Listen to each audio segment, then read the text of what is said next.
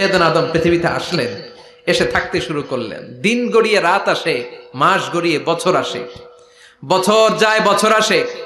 ঠিক 940 বছর পর মালাকুল মাউত আদম আলাইহিস সালামের কাছে আসলেন, বললেন আনা মালাকুল মাউত উকিলা বিকুম, আপনাদের জন্য আল্লাহ আমাকে বানিয়েছে রূহ কবজ করতে। ও আদম, আবুল বাশার, পৃথিবীর প্রথম মানব, প্রথম নবী, আপনার সময় শেষ, রেডি হন। কি হন? খেলা শুরু হবে, এখনই রূহ কবজ করে নিয়ে যাব। সৈয়দনা আদম বলে, এখন আসছো কেন? আমার আরো 60 বছর বাকি আছে। মালাকুল মাউত বলে, না, আপনি রূহের জগতে আল্লাহর কাছে আপনার সন্তান দাউদকে কয় বছর দিয়েছিলেন? 60 বছর। এজন্য 940 বছর আপনার জন্য লেখা। আমি এখন আপনার রূহ কবজ করতে চাই। সৈয়দনা আদম বলে, আমি মানি না, আমি কাউকে দেই নাই। 60 বছর আমি দেই নাই, আমি আরো বাঁচবো, আমি আরো বাঁচবো, 60 বছর আমি বাঁচবো, আমি দেইতেই নাই। মিয়া যাও। মালাকুল মাউত আল্লাহর যে বলে, আল্লাহ দেয় নাই বলে, আসলে ভুলে গেছে। আসলে আফাতুল ইলমি আন নিসিয়ান, মানুষ ভুলে যায়, মানুষ বড্ড ভুলে যায়। আমরা অনেক সময় খাইয়াও কই খাই নাই। অনেক কিছু আপনি দিছিলেন কিন্তু ভুলে যাই, গলার নিচ দিয়ে নামার পরে কই তুমি কিচ্ছু দাও নাই। আছে না নাই? নাসিয়া আদম ফানাসিয়া বানু, আদম আলাইহিস সালাম ভুলে গেছেন, তাই আমরাও ভুল করি, ঠিক কি না? এজন্য আমাদের নেতারাও বলে এটা দেব ওটা দেব, নির্বাচনের পর সব ভুলে যায়। আছে না নাই? ওই যে আদম আলাইহিস সালাম ভুলছে, আমরাও ভুলে যাই। ওনাদের দোষ কি? ভুলে যায়, বেমালুম ভুলে যায়। আল্লাহ বললেন, মালাকুল মাউত আর জোরাজুরি করো না।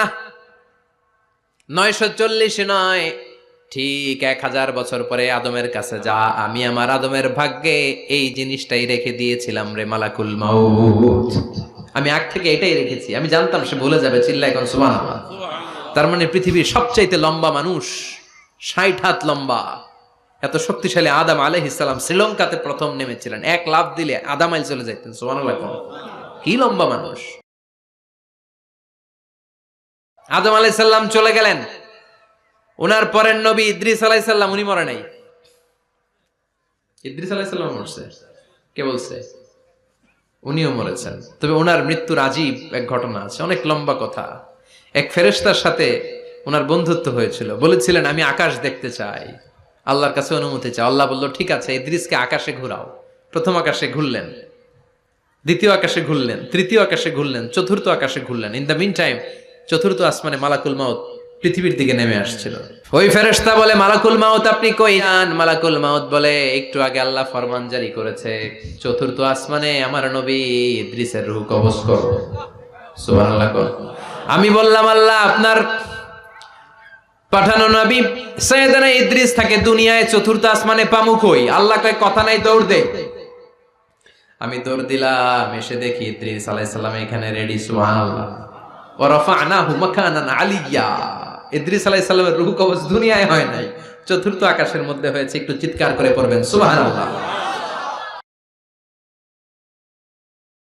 এরপরে সুলাইমান আলাইহিস সালাম, উনি তো মরে নাই, মরছে? উনি জিন চালাইতো, উনিও মরবে?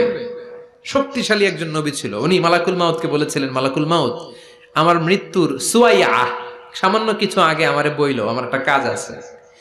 মালাকুল মাউত মৃত্যুর কিছু সময় আগে এসে বলল, সুলাইমান টাইম ইজ আপ, সময় শেষ, অল্প কিছু সময় বাকি, কি করবেন করেন। সাইয়েদনা সুলাইমান জিনদের ডাকলো, ও জিনেরা, বিশাল একটা প্রজেক্ট আছে, প্রজেক্টে কাজ শুরু করো। আর কিছু জিনকে বলল, চারদিকে গ্লাস ফিটিং করা একটা রুম বানাও। সাইয়েদনা সুলাইমান আলাইহিস সালাম গ্লাস ফিটিং করা রুমের ভেতরে ঢুকলেন। এই রুমে ঢুকার দরজা নাই, হাতে একটা লাঠি নিলেন। কি নিলেন? লাঠির মধ্যে ভর করে দাঁড়িয়ে রইলেন আর জিনদের দিকে তাকিয়ে রইলেন। জিনেরা এত বদমাশ ছিল, সাইয়েদনা সুলাইমান দাঁড়িয়ে না থাকলে কাজ করতো না। ছিল ফাঁকিবাজ। কি ছিল? দাঁড়ায় না থাকলে আজও লোকজন কাজ করতে চায় না, ঠিক কিনা? মালিক দাঁড়ায় থাকলে ঠিকই কাজ হয়ে যায়। সুলাইমান আলাইহিস সালাম লাঠির মধ্যে ভর দিয়ে দাঁড়িয়ে রইলেন আর বললেন কাজ করো। জিনেরাও কাজ শুরু করলো। ওদিকে মালাকুল মাউত এসে বলে, ও সুলাইমান সময় তো শেষ। সুলাইমান বলে, সমস্যা নাই, রূহ কবজ করো। উনি লাঠির মধ্যে ভর দিয়ে দাঁড়িয়ে রইলেন। গ্লাস ফিটিং করা রুমের ভিতরে কোরআন সাক্ষী। মালাকুল মাউত ওইভাবে লাঠিতে ভর দেওয়া অবস্থায়, দাঁড়ানো অবস্থায় সাইয়েদনা সুলাইমান আলাইহিস সালামের রূহ কবজ করে নিলেন। উনি এমন ভাবে দাঁড়িয়েছেন, রুহু চলে গেল, লাশ হয়ে দাঁড়িয়ে রইলেন, লাঠির মধ্যে দাঁড়িয়ে আছেন, জমিনের মধ্যে লুটিয়ে পড়ে নাই। সুবহানাল্লাহ। জিনগুলো দূর থেকে ভাবলো বস তো দাঁড়ায় আছে। কে দাঁড়ায় আছে? জিনেরা মনে করছে বস দাঁড়ায় আছে, কাজ করতেই হবে। করতে করতে পুরা প্রজেক্টের কাজ শেষ। ইন দ্য মিন টাইম ঝিঝি পোকা, উই পোকা, যেই পোকা কাঠ খেয়ে ফেলে, এই কাঠ খাওয়ার পোকা সুলাইমান আলাইহিস সালাম লাঠির ভেতরে ঢুকে লাঠিও খেয়ে ফেলেছে। সাইয়েদনা সুলাইমান আলাইহিস সালাম ধপাস করে জমিনে পড়েছে। আর জিনেরা কয় হায় হায়, খালি খালি কাম করছে এতদিন। সুবহানাল্লাহ কইবেন না? সুলাইমান আলাইহিস সালাম বাঁচতে পারে নাই, চলে গেলেন। মুসা আলাইহিস সালাম মরছে? উনি মরবে কেন? উনি তো খালি মারে। মরছে? এক থাপ্পড়ে ফেরাউনের বাবুর্চি নাই। মুখের আগে হাত চলতে কয়েকজন, এর মধ্যে মুসা আলাইহিস সালাম আছে না নাই? মালাকুল মাউত মানুষের আকৃতিতে অনুমতি না নিয়ে ঘরের ভেতরে ঢুকে গেল। ঢুকে বলে আনা মালাকুল মাউত, আমি মৃত্যুর ফেরেশতা। তো কি চাও? জিতু আন আকবাদা রূহাক, আপনার রূহ কবজ করতে আসছি। কিন্তু মুসা আলাইহিস সালাম দেখতেছেন দিব্য একজন মানুষ, কি দেখে? আবার সালাম দেয় নাই, অনুমতি নিয়েও ঢুকে নাই। অমিয়া অনুমতি নিয়ে ঘরে ঢোকার দরকার আছে না নাই? মুসা আলাইহিস সালামের মেজাজ বড় গরম। উনি বললেন কি করবি? কয় আপনারে মারবো। কয় এদিকে আয়। মালাকুল মাউত মনে মনে ভাবে এতদিন সব মানুষগুলো আমারে দেখলে দিত দৌড়, আজকে মনে হয় আমারে দিতে হবে দৌড়। এক পা গায়ে দুই পা পেছায় সাহস করে সামনে গেলেন। আবার মুসা আলাইহিস সালাম দিলেন এরকম থাপ্পড়। ফাসাক্কাহু ফাফাকু আইনা, বুখারীর বর্ণনা, এক থাপ্পড়ে চোখ নাই। ঠিকই মালাকুল মাউত দৌড়, এক দৌড়ে আল্লাহর কাছে। আল্লাহ বললেন রাখো, এটা মুসা আলাইহিস সালাম, তার মেজাজ বড্ড গরম, আমাকে কথা বলতে হবে।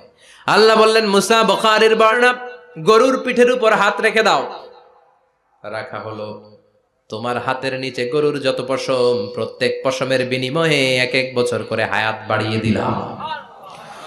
মুসা আলাইহিস সালাম অনেক চালাক নবী। উনি বললেন আল্লাহ, আমার হাতের নিচে যদি গরুর 2000 পশম থাকে, তার মানে 2000 বছর হায়াত বাড়িয়ে দিলেন, কিন্তু এক্সট্রা হায়াত যখন শেষ হয়ে যাবে এরপরে কি হবে? আগে ওইটা বলেন। আল্লাহ বললেন সুম্মাল মাউত, তারপরে তো মুসা মরতেই হবে, আসতেই হবে। সাইয়েদনা মুসা আলাইহিস সালাম বললেন ফাল আনা, তাহলে আর দেরির দরকার নাই, এখনই আমি আপনার কাছে চলে যেতে চাই। মালাকুল মাউত মুসা আলাইহিস সালামের রূহ নিয়ে উড়াল দিলেন। সুবহানাল্লাহ। বাঁচতে পারছে? বিশ্বনবী মরে নাই, উনি ইন্তেকাল করেছেন। চিল্লায় এখন ঠিক কিনা? ইন্তেকালের আগে বিশ্বনবী প্রচন্ড অসুস্থ হলেন। মাশারে ডেকে বললেন আয়েশা, মনে হয় আমি বাঁচবো না। ওই যে খায়বার বিজয়ের দিন, খায়বার দুর্গ বিজয় করার পরে এক ইহুদি মহিলা আমার দাওয়াত দিয়েছিল। ওই দাওয়াত খেতে যাওয়ার পরে গোশতের মধ্যে বিষ মাখানো হয়েছিল রে আয়েশা। ওই বিষ মাখানো খাসির গোশত খেয়ে যে ব্যথা আমার পেটে উঠেছিল, আজ আবার সেই ব্যথা উঠেছে। বিশ্ব নবী ওই বিষ খাওয়ানো গোশতের কারণে ইন্তেকাল করেছেন। তার মানে বিশ্ব নবী শাহীদ। জামা আল্লাহু বাইনান নবুওয়া ওয়াশ শাহাদা, আল্লাহ বিশ্ব নবীকে শুধু নবী বানায় নাই, শহীদ হিসেবে কবুল করেছে। সুবহানাল্লাহ কইবেন না? প্রচন্ড অসুস্থ, উনি ছাড়া মসজিদে নববীতে কেউ ইমামতি করার সাহস পায় না। বিশ্বনবী বললেন আবু বকর তুমি যাও, আবু বকরও যায় না। বিশ্বনবী বললেন পানি আনো। বিশ্বনবী পানি দিয়ে ওযু করলেন। ওযু করে কয়েকজন সাহাবীকে ধরে উঠতে চাইলেন, আবার ধপাস করে বেহুশ হয়ে পড়ে যায়। বিশ্বনবী উঠতে পারে না। আবার বললেন ঠান্ডা পানি আনো। পানির ভেতরে বিশ্বনবী দুই হাত ঢুকিয়ে দিয়ে ঠান্ডা ভিজা হাত দিয়ে চেহারার মধ্যে মাসে করলেন আর বললেন ইন্নালিল মাউতিলা সাকারাত, হায়রে মৃত্যুর কি যন্ত্রণা, হায়রে মৃত্যুর যে কি কষ্ট। ও মিয়া, বিশ্বনবী যদি মৃত্যুর কষ্টে কাতরায়, আমাদের অবস্থা কি? আমাদের নসিবে কি আছে? আল্লাহ তুমি বাঁচাও, পড়ে না আমি। বিশ্বনবী কাঁদছেন, সাহাবারা একের পর এক দেখতে আসে, কান্নার রোল পড়ে গেল চারদিকে। বিশ্বনবীর কলিজার টুকরা নয়নের পুটুলি সাইয়্যিদাতুনা ফাতিমা বিশ্বনবীর কান্না সহ্য করতে পারে না। বিশ্বনবীকে ধরে ফাতিমা, সাইয়্যিদাতুনা ফাতিমা বিলাপ করা শুরু করে দিলেন, চিৎকার দিয়ে কান্নাকাটি শুরু করে দিলেন আর বললেন ওয়া কুরবাবা, ওয়া কুরবাবা, হায় হায় আমার বাবার কি কষ্ট, আহা আমার বাবার কি কষ্ট হচ্ছে। বিশ্বনবী বললেন ফাতেমা তুমি কেঁদো না, আমার কষ্ট আজকের পরে আর থাকবে না, আজকে তোর বাবার সব কষ্ট বন্ধ হয়ে যাবে। কি যেন কানে কানে বললেন, ফাতেমা আরো কেঁদে দিল। আবার কানে কানে কি যেন বললেন, ফাতেমা হেসে দিল। বিশ্বনবীর ইন্তেকালের অনেক পর মা আয়েশার কাছে ফাতেমা বললেন, আমি যখন প্রথমে কেঁদেছিলাম আব্বা বলেছিল আমি আর বাঁচব না রে ফাতেমা। আবার কানে কানে একটা কথা বলার পরে হেসেছিলাম, আব্বা বলেছিল আমার পরে আমার পরিবার বর্গের মধ্য থেকে সর্বপ্রথম তোমার সাথে আমার দেখা হয়ে যাবে রে ফাতেমা। অল্প কয়েক মাসের ব্যবধানে সাইয়েদাতুনা ফাতেমা উনিও ইন্তেকাল করলেন। বিশ্বনবী শোয়া থেকে উঠতে পারে না। এক সাহাবীকে দেখলেন মেসওয়াক করছে, বিশ্বনবী মেসওয়াকের দিকে তাকিয়ে রইলেন। বিশ্বনবীর নিথর দেহটা পড়ে আছে। আয়েশারা যে বলবে আয়েশা মেসওয়াক দাও, বলতে পারে না। মা আয়েশা বুঝতে পেরে মেসওয়াক আনলেন, বিশ্বনবীকে মেসওয়াক করিয়ে দিলেন। এবার বিশ্বনবী বললেন, ও আবু বকর শোনো, আল্লাহ আমাকে অপশন দিয়েছে। কি দিয়েছে? আল্লাহ বলেছে নবী আজীবন থাকতে চাইলে থাকেন, আর আসতে চাইলে চলে আসেন। আমি থাকতে না চেয়ে আল্লাহর কাছে চলে যাওয়ার ইচ্ছা করলাম। সাইয়েদনা আবু বকর কান্না জুড়ে দিলেন। বিশ্বনবী বললেন, আসসালাত আসসালাত, ও আমার উম্মতেরা নামাজ তরক করো না। ইন্তেকালের আগে বললেন নামাজ ছেড়ে দিও না। আর বললেন ওয়ামা মালাকাত আইমানুকুম, তোমাদের অধীনস্থ কর্মচারীদের সাথে খারাপ আচরণ করো না। ঘাম শুকানোর আগে পয়সা দিয়ে দিও। আর হাত দুটো উঁচু করে বললেন আল্লাহুম্মা ইলার রাফিকিল আলা, ও আল্লাহ আমি আপনার কাছে যেতে চাই।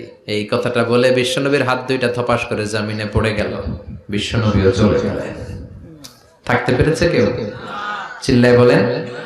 এজন্য আমরা আল্লাহর কাছে ঈমানি মৃত্যু চাই। কি মৃত্যু? আমরা উত্তম মৃত্যু চাই। চিল্লায় বলেন কি মৃত্যু? এজন্য মরণের আগে ঈমান নিয়ে মরার দরকার আছে না নাই?